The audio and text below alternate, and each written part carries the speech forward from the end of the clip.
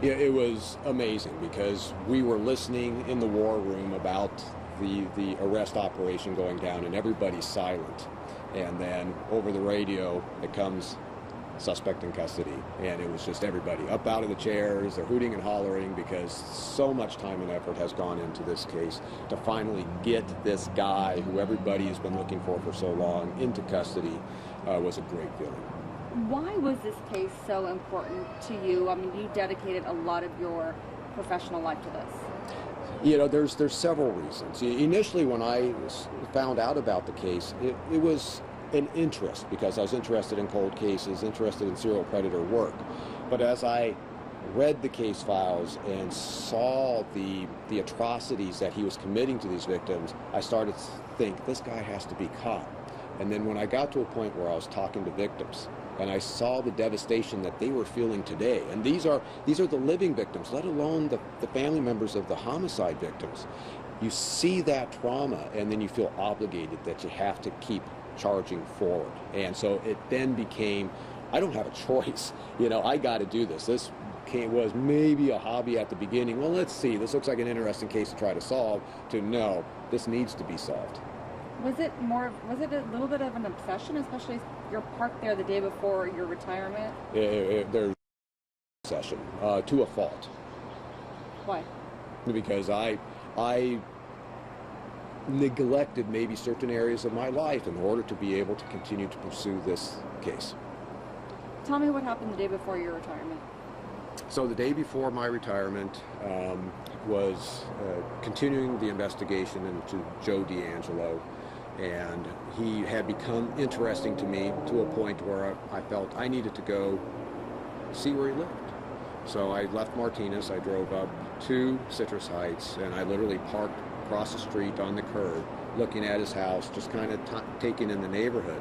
But at this point, no idea that he was actually the Golden State Killer. And I sat there and I debated going, you know, I've been through this so many times before. What's the likelihood that this is the guy? And I even considered, you know, I should just knock on his door. I'm here. I drove all this way. Just talk to him, get a quick interview, ask if he would give a consent DNA sample and say, thank you very much, sir, and, you know, leave. And I said, I just don't know enough about him. And that's when I decided I got to drive away and we need to, you know, find out more. And in retrospect, now knowing who he was, I'm glad I did. I mean, it's bittersweet. I wanted to solve this case before I retired. I potentially could have, but it also could have resulted in some violent actions going on. And fortunately, you know, I was alone. It could have been a very bad situation. So in hindsight, it was very good that I made that decision to drive away. Knowing what you know. Sorry, drifted on loose a little bit. Yeah, I kind of bounce. I'm sorry. That's okay. It's actually really not a problem, except for there's this weird signpost that's right Oh, behind you. okay. So. You're pretty much, you know, an expert on D'Angelo at this point. I think we can all understand that. To a point, but, you know, we researched him with what we could find to the point where he became an interesting person, but there is so much we don't know about him. I'm an expert in the case. I know, now that I can put a face and a name to it, I know what he did, but I don't know a lot about him. And that's investigation is now the investigators are going to have to go out and talk to all the people over time that have known this guy and find out more about him to help understand how he was able to commit these crimes, especially being a full-time law enforcement officer up in Auburn of all places and coming down and attacking all over Northern California. I don't know how he did that. And tell me, in the most basic way possible, because it took you a long time for me, simple-minded me, to understand how you did the genealogy part.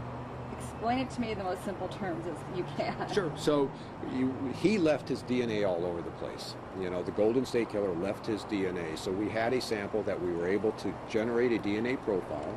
We uploaded into an open source database of other similar types of profiles. And then from there, we get a match list of how much DNA these various other individuals share with the crime scene DNA. And the more DNA that they share, the more closely related they are. Now, I'm talking third, fourth, fifth cousins. These very distantly related, but it gives us a starting point, and that's where sort of the genealogy kicks in, where now you have to track back these people's family lineages and hope to find a common ancestor between several of those matches. From there, you start figuring out, well, who all is descended from those common ancestors. And we're talking great-great-great-grandparent type of descendants. So there are hundreds of people that you have to figure out who is all underneath, these patriarchs and matriarchs. And from there, then we start kicking into the classic crime analytics and investigative mode, where we have to assess individuals that are of the right age, the right physical size, because we knew the size of our offender, 5'8", 5'10", 160, 180 pounds. So if we see somebody who's 6'4", well, he's obviously not our guy.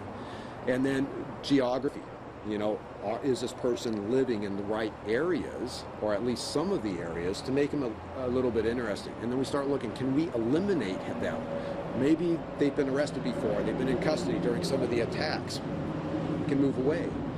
And then you start narrowing down the pool of people, and then eventually you get a small enough pool where you go, okay, now we have to kind of do a little more concerted effort on each one.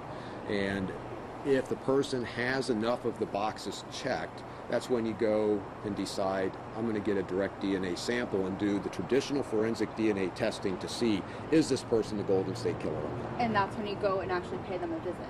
You pay them a visit. You can ask for a consent sample. You could write a warrant and be able to compel to get a sample, or you can follow them around and get what we call a surreptitious sample. When they discard their DNA in a public place, we can lawfully grab that, test it, and if it matches, now you have probable cause. And that's what you did with D'Angelo. That is what Sac Sheriff's Office did, is they got a surreptitious sample, and it came back and showed that he was the Golden State Killer.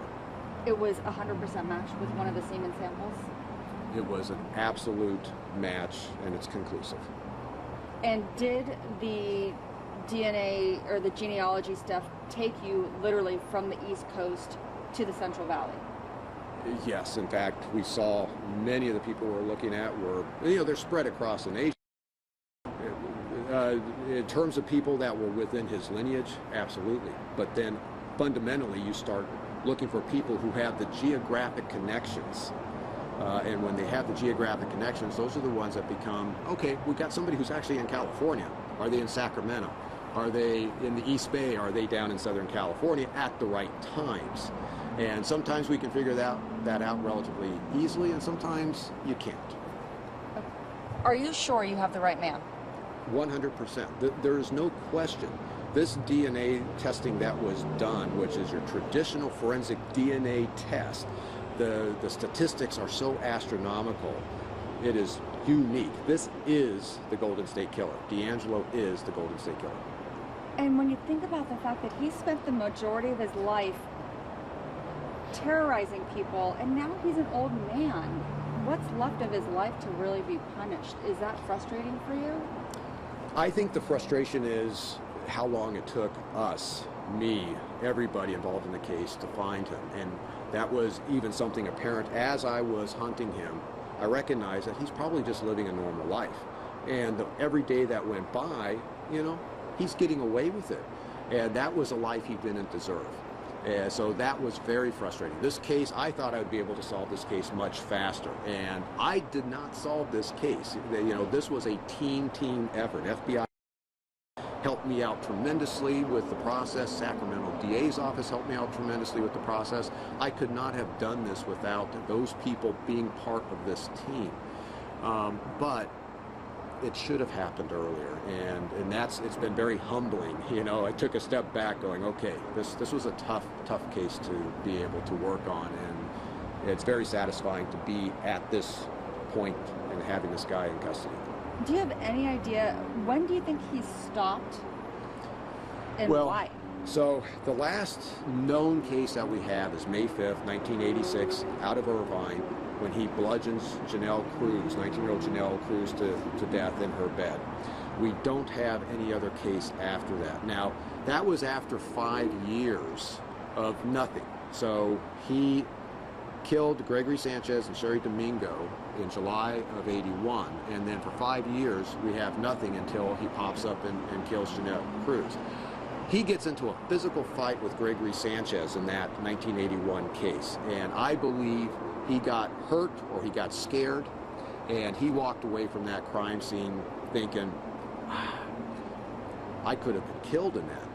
I don't want that to happen. And I think it's possible that he did not commit any more crimes until he somehow ran across beautiful Janelle Cruz, and maybe there's some stressors going on in his life at the same time, and he couldn't help himself, and he goes and kills her, and then maybe backs off.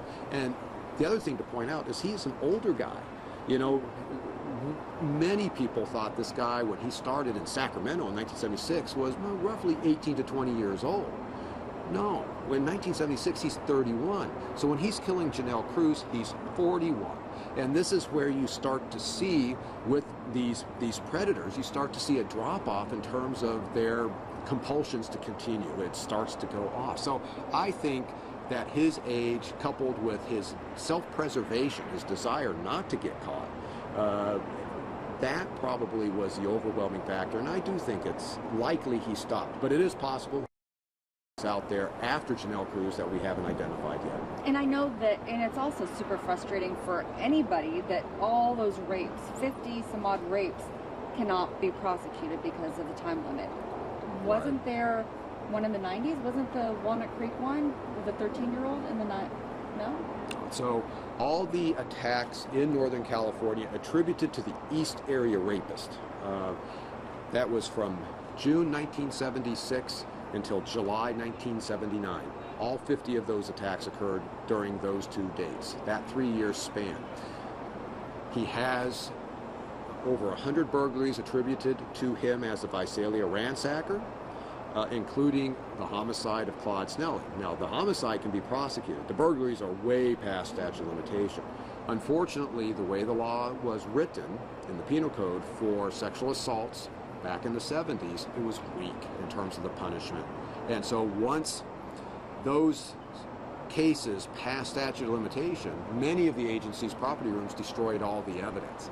So fortunately in Contra Costa County we had 3 sex kits that we were able to test and show, oh, the East Area Rapist is the original Night Stalker, but all these other cases were absolutely confident are done by the same guy because the MO was so distinctive. Wow. So you still had, so you, even knowing that you were on these cases, you knew that you weren't going to be able to bring justice to the living victims. Absolutely, you know, and in talking to these victims, you know, I ended up talking to a handful of them yesterday to basically talk to them about finding D'Angelo and get a sense for how they were feeling. And they have such a flood of relief and just overwhelming emotions of joy that this guy is in custody, that even though I know they're disappointed that their case isn't going to be what is going to be part of the prosecution, the knowledge that this guy isn't still out there hurting anybody or possibly coming back after them, that is something that they were, a day they were looking forward to forever. Let's talk about Bonnie.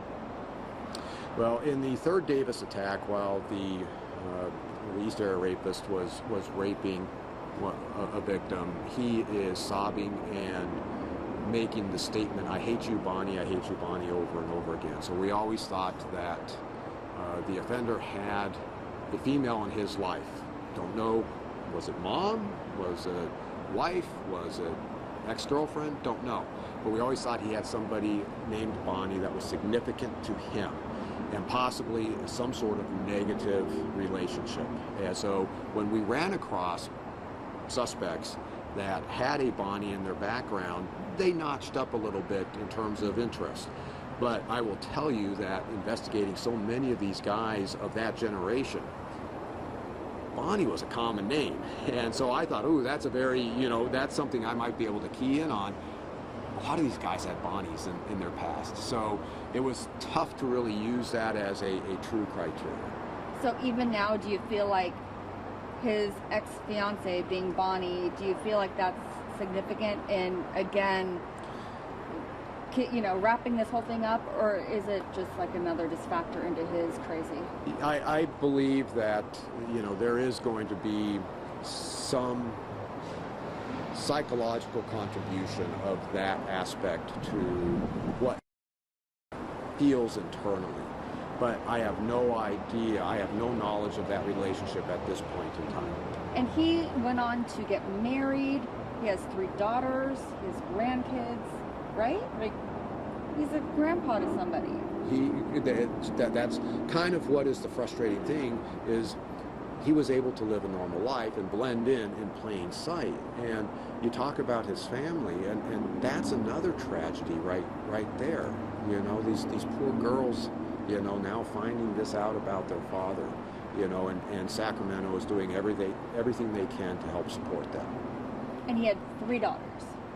Yes. No sons. I'm not aware of a son. That just adds to the disturbing level of his mania.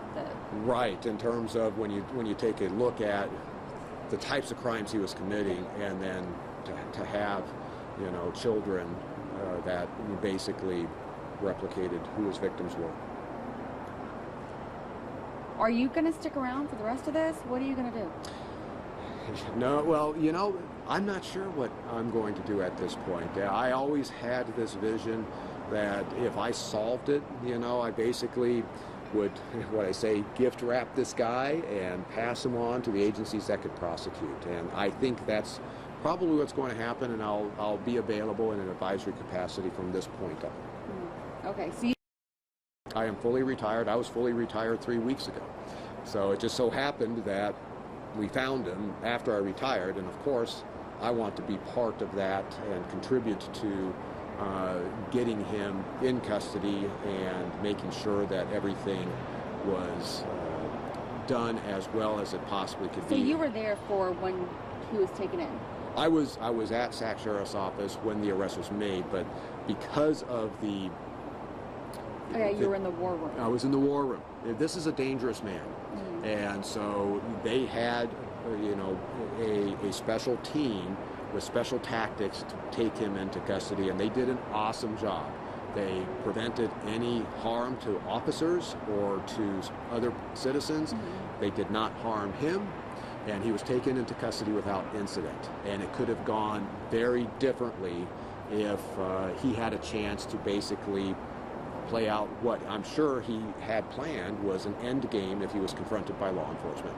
Have you talked to him? Have you seen him in person? I have seen him, but I have not talked to him.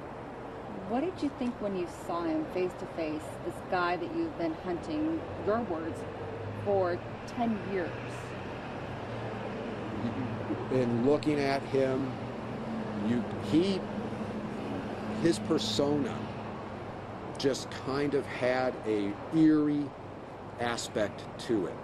And for me, it was surreal finally putting a face to this just name on a piece of paper and all the case files, and to actually see him and actually see him contort his face into anger or into pretend crying, which we know our offender did. Now I'm saying I can now see that when I'm reading these case files. So you needed to see him. You needed to see him. I absolutely needed to see him. And to see him sit in the interview room utterly defeated, that was a very good feeling.